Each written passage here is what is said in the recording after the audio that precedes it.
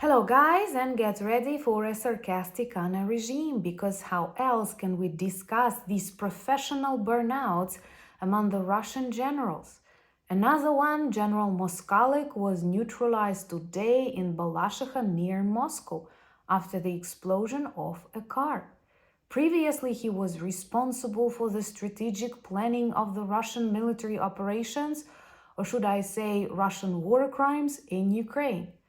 Perhaps now he will continue doing the job with the majority of the Russian army in hell. Since the start of the so-called blitzkrieg that lasts more than 3 years, Russia has lost a lot of their generals and many inside Russia, all because the justice will find Russian war criminals anywhere. That is vital for the survival of the planet, especially in the context of this tremendous collapse, moral collapse of the White House, when the President of the United States repeats Russian propaganda after witnessing all the war crimes that Moscow commits on a daily basis. I am disgusted, and the only thing that gives me hope is, first of all, the strength and determination of the Ukrainian people and your support and understanding. My name is Anna, I'm from Ukraine, I'm in Ukraine, and if you want to see the defeat and demilitarization of Russia, the only working peace plan, subscribe. We discuss all of that on the channel. According to the confirmed reports, another Russian general was demilitarized near Moscow because Balashikha is a suburb of Moscow. When he went out of his house in the morning, the car exploded and the general was neutralized. He was responsible for the strategic planning of the military operations of the Russian army in Ukraine, and now they officially confirmed his demilitarization. Honestly, since the start of the full-scale invasion, Russia lost a lot of their top military. Of course, many of them were important for the decision-making processes, for some solutions of the problems, and the more of them are demilitarized, the safer the planet is. And many of Russian war criminals were neutralized while still on the Russian side.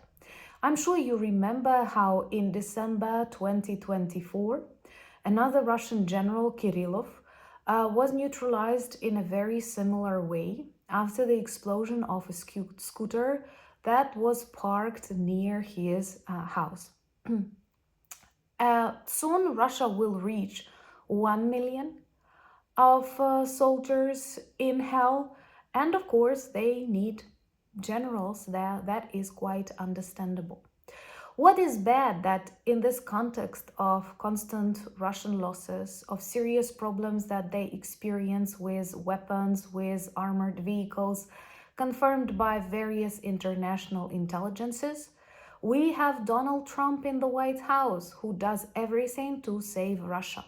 This is so obvious, and I don't have any logical explanation for that, because it is a 180-degree turn of the United States politics during the last 50-60 years. That is tremendous, and I guess no one can find any logical explanation for that. But it's not just about the change of these geopolitical priorities. It is also about the tremendous moral collapse. Because even after this one attack on Kyiv that we observed yesterday, and so many beautiful Ukrainian children and families killed by a Russian missile during the so-called ceasefire, how can you shake hands with Putin? And that's what Witkov does today, lots of photos. That is disgusting. Please share these videos if you share my opinion, and subscribe if you are new. I am sure lots of Russian military are panicking after such accidents. They don't want to burn out professionally, but at the same time, there is much tension traditionally among the Russian special services, military generals, and so on. And many experts inside Russia are worried that purges may start and, for example, the rivals can try and neutralize each other, in future, but blame Ukraine. That would be an interesting experience, and honestly, I don't mind if they start neutralizing each other, eating each other like vipers, and blaming Ukraine. Okay, the more of them in hell, the merrier. Um, Let me know, what do you think about this recent speeches of Donald Trump, where he literally repeats Russian propaganda, saying that NATO was the problem. Twice when Russia attacked Ukraine, both in 2014 and in 2022, Ukraine was not a part of NATO, and it was not likely that we will ever join it. The only reason why Putin does not want Ukraine in NATO, because this will prevent him from destroying my country, my people, my culture, my language. Honestly, here in Ukraine, with all our fight, determination, dignity, we are so tired of betrayals. The whole history of the 20th century for Ukraine is a history of betrayals, and now we see that repeated in the 21st.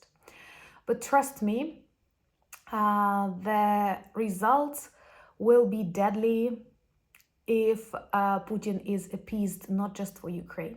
I hope more and more people in the United States, in Europe, understand that. We will continue fighting. We will never agree on this capitulation that Donald Trump wants to push as the success of Russia. And what I hate is that he keeps making this image of Russia great when he says that Russia's concession is actually not occupying all Ukraine. I am sorry, he failed to do that and actually killed 1 million of his own people, not able to capture any new regional centers in Ukraine, losing control over Kherson. We took them away from so many Ukrainian regions, if you remember February and March 2022. We destroyed the Russian Black Sea Fleet. We burned 1/3, if not more, of their oil refineries. We crashed their economy. I am so disgusted. If you have eaten something poisonous and you have drunk something bad and you want to get rid of that, you want that out of your body, but you cannot, it's difficult. Just think about Donald Trump and it will come out very, very naturally. That's what I feel. And I'm sure many people in general. Let me know what are your thoughts while we continue doing the job. And the only working peace plan is to defeat and demilitarize Russia. And demilitarization includes the neutralization of people who are responsible for what they called strategic planning of military operations, but in reality is the strategic planning of war crimes or genocide. I know people are very afraid of this word and are less afraid of what Russia does to Ukraine. That is a moral collapse, but I still hope we can change it. We will defeat Russia and we will have a lot of work to do inside many societies. United we stand. Remember to check new videos on my new channel where I share the civilian experience of life in times of the big war. Thank you for buying me coffees, becoming my patrons and sponsors of the channel. Check the merch shop for lots of good items that work well as reminders and conversation starters. Join me on X, Blue Sky, Threads, Discord, and Instagram. And thank you so much for all your understanding, for all your support that you demonstrate, not just to Ukraine, but to the basics of democracy. We cannot appease Russia. We cannot praise Russia with Ukrainian territories, with sanctions lifted after all these war crimes that you saw too. If you allow that together with us, that will break something very important inside each of us. That will poison us, that will destroy us as normal people. And let's not let it happen. I know we can. Slava Ukraini!